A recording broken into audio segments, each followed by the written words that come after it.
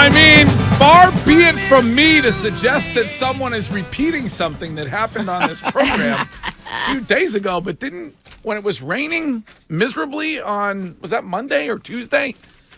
Didn't you rejoin with that very song? Maybe, I guess. Maybe you should pay, rather than trying to dissect my lead and suggest that I've done it before, maybe we should focus on the rejoins. Facts. Yeah, you know what? I probably imagined a day that didn't actually happen. Holy smoking Toledo's. Well, time for the Red Sox front office report with Sam Kennedy, brought to you by John Sewer and Drain Cleaning, the name to know when your drains don't flow. Also by Shaw's and Star Market, where you can win free groceries in their Grand Slam Summer Sweepstakes. By Sherwin-Williams and by Kentucky Owl, the Wise Man, American Straight Bourbon Whiskey, and the president of the Boston Red Sox, Sam Kennedy, joins us on the Harbor One hotline. Hey, Sam. Hey, good morning, guys. How's everybody? How you doing? Doing great. We were talking this week about this team and finding it hard to know how to feel because week to week, they are different teams. They go out, they can beat some really good teams, and then lose in dramatic fashion to some bad teams. Are you feeling that same vibe? Yeah. Well, it's fair that you feel that way. I think we're all feeling it because it's absolutely true. You know, here we are, 114 games in. We're 4 games over 500, and it's sort of been a tale of two seasons. At some points, we feel like, all right, here we go. This is the best version of the 23 Red Sox. We're on our way to the postseason. You know, we had a great July, and then all of a sudden the calendar turns to August, and it's like, what's going on here? So part of that's baseball. It's just a 162 game torture chamber at times with the grind of the baseball season.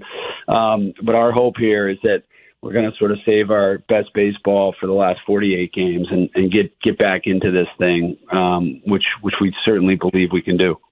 Sam, what do you believe as an organization is the biggest reason to this team being so inconsistent? It's a good question. I mean, there's been a lot of things to point to. Certainly our defense and base running, we've struggled throughout the course of the year. But obviously, like most seasons, when you have, flashes of brilliance and then longer periods of despair, you can usually point to pitching. And unfortunately, we've had injuries. We start with our starting rotation. We haven't had reliability there, which has really hurt us. I mean, every 3-4 days out, you're looking at a bullpen game, and that's just not sustainable. That's really, really hard on the team and on the bullpen. So I'd say those are the reasons why we struggled primarily. And we've also seen some odd stretches where a really powerful, relentless offense has just sort of shut down for stretches at a time. So it's been up and down, but the good news is we've got lots of divisional games left. We've got lots of opportunity to climb back in here over the rest of the summer and into the early fall. Just real quick on pitching, and I know hindsight is 20/20, and we're not there every day, and you guys know more than I do, certainly. But can you look back at the deadline and just share why, when you have Devers and other guys saying we really need an arm, was there not a deal that made sense for the team?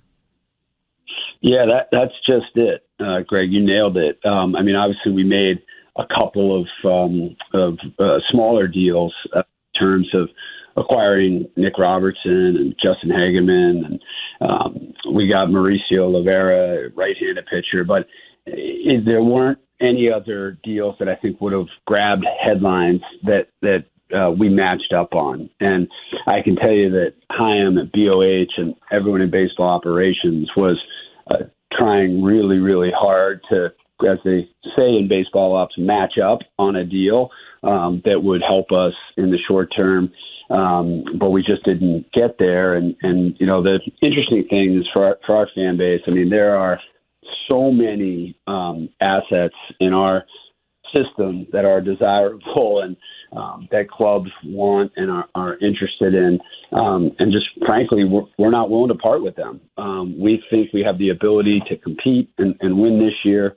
But we also have now, I think Fangraphs ranks us fourth in all of baseball in terms of our system. Just a couple years ago when Chaim came in, we were down at the bottom in terms of our minor league system. So who knows how these prospects will all develop, but there were a lot of inquiries. We just didn't get to a place where we matched up on anyone that would have been a headline grabber for these final 50 games. The good news is we've got guys coming back off of injuries, and so hopefully we can get things going here.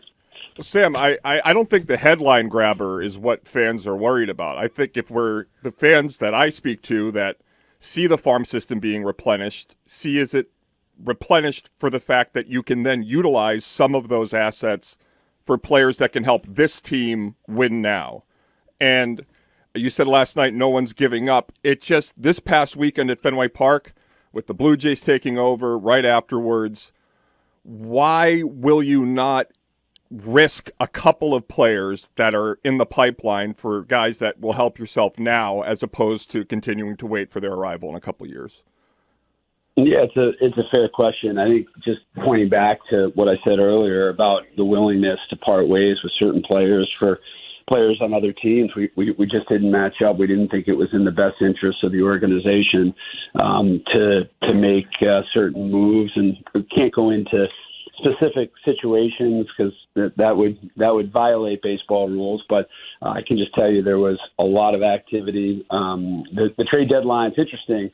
Around the league, it's a little. I think a lot of other clubs felt the same way. A little bit slower in terms of blockbuster deals or even smaller deals, as you point out. I think that's because, ironically, baseball is in such a good position with this extra playoff team, and the market's totally changed now at the trade deadline because you have so many more teams that are still in it and are still competitive down towards the end of the season, which is a really good thing. But it's totally changed the dynamic of the trade deadline from what it was in years past. So just interesting to see how that market develops or doesn't develop, as the case may be. Are the reports accurate that the team was interested in doing something to get Verlander? Can't discuss specific players, Greg. I will say that the group explored anything and everything that was out there. Was a really tremendous amount of work and explored just about everything that you could possibly explore to try and improve in the near term and the long term, but without talking about specific guys. Okay.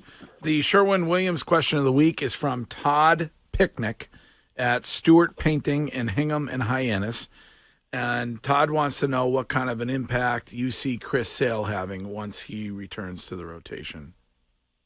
Well, certainly the hope is that we see the Chris Sale that we saw before the injury, because, boy, I can't think of a bigger lift for the 2023 Boston Red Sox than having the Chris Sale that we've seen in the past be healthy and ready to go. So that's certainly our hope, and we'll see how things turn out right when he comes back. Sam, just going back to real quick, ask Sherwin-Williams how to help bring color to your life, from color solutions to expert advice. They've got you covered. Go ahead, Courtney. Sorry. Going back to what Curtis was talking about with the series last weekend, I know Chaim Bloom has come out to say that he supported Alex Cora in his decision to bench Verdugo on Saturday. How hard is it for Cora and for you guys to look at a situation where it is a very important series, but you do have to keep guys accountable for decisions that they may make? Yeah, it's a really hard decision, and when those things happen, it's just critical that guys are held accountable, and that's the difference between a elite manager and a less than elite manager. Really, really difficult decision when you've got a hugely important series. And look, there's no sugarcoating it. That was a punch in the gut to get swept by those guys at this critical point in the season. And for Alex to have to make that hard decision was really, really difficult, but it was the right thing to do. We support it. We also know that Alex Verdugo is a huge part of everything we're doing here. He's an all-star caliber player. He's a great guy and really has done tremendous things for this organization. He owned it as well. He said he needs to be more present, needs to be more alert, I think was his quote. And so it's all good. He had a great night last night, and we turned the page. All right. Go ahead, Curtis. Just a quick question before we let you go, Sam. Heim referred to this team as underdogs after the deadline. Do you share that view? I know there's a lot made of that quote. Look, I think we believe in this team. I understand Chaim's comments given where we are in the American League East. There's no hiding that either. We see it every night out there in left field. When you're down towards the bottom, it feels like you are climbing your way back up in this thing. So I understand the characterization, and I think what he was referencing, just that, where we stood, but not a lack of belief in this team. That's for sure. We all feel very convicted that this team can get back in this and do something special. Speaking of that, do you have a light bulb to replace out there, or what's the situation? My dad always said, there's all these famous things that people who go to Fenway. You go to that ballpark, and every single night you may see something you've never seen before. I have never, ever seen anything like that. And Pete Nesbitt, our head of operations, was in the suite. I said, Pete, what do we do now? And he just kind of shrugged his shoulders and said, all right, keep going.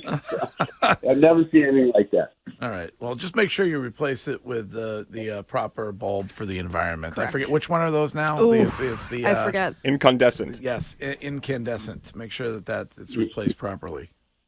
You got it. Actually, our amazing grounds crew already took care of it, so we're good to go for tonight. All right, Sam Kennedy, thanks for joining us, and we will talk to you again. All right, that is the Red Sox front office report with Sam Kennedy, the president of the Boston Red Sox.